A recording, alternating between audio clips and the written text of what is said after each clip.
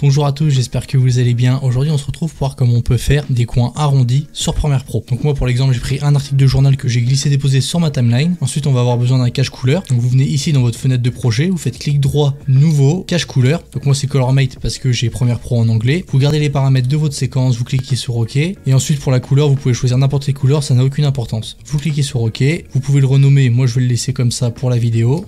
Une fois créé, vous glissez déposé sur votre timeline votre cache couleur, vous cliquez dessus, vous rendez dans le panneau d'effet contrôle, vous cliquez sur le petit rectangle juste en dessous d'opacité, ça va vous créer un rectangle, vous mettez le max feather à 0, et ensuite on va venir jouer avec le masque d'expansion, c'est ça qui va nous donner des coins arrondis. Donc il n'y a pas de valeur précise, c'est à vous de voir et de juger la valeur qui correspond à l'arrondi que vous souhaitez avoir. Donc moi 45, je trouve ça très bien. Ensuite on va aller chercher l'effet incrustation cache de piste. Donc moi c'est Track Matte Key, si jamais vous avez Premiere Pro en anglais. Ne vous en faites pas, dans chaque vidéo, je mets les effets en anglais et en français en description. Donc une fois que j'ai trouvé, je le glisse et je le dépose sur mon article de journal. Je me rends dans le panneau d'effet contrôle et je vais choisir la piste où se trouve mon cache couleur. Donc pour moi c'est la piste numéro 2. Et une fois sélectionné, on voit que j'ai bien mon journal d'incrusté dans mon rectangle. Maintenant il ne me reste plus qu'à jouer avec l'échelle du cache couleur. Donc je clique dessus, je me rends dans le panneau d'effet contrôle, j'enlève Uniform Scale et maintenant j'ai plus qu'à essayer ce qui va convenir. Voilà, comme ceci. Donc si par exemple je veux me déplacer pour centrer le New York Times, je vais changer les valeurs de position de mon cache couleur.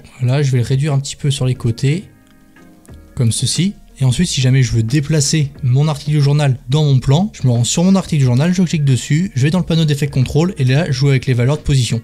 Et là, je peux bien déplacer mon article de journal. Même si c'est plus simple après, reste de les redimensionner à la valeur que vous souhaitez et de les imbriquer. Et voilà, maintenant vous savez comment faire des coins arrondis sur Premiere Pro.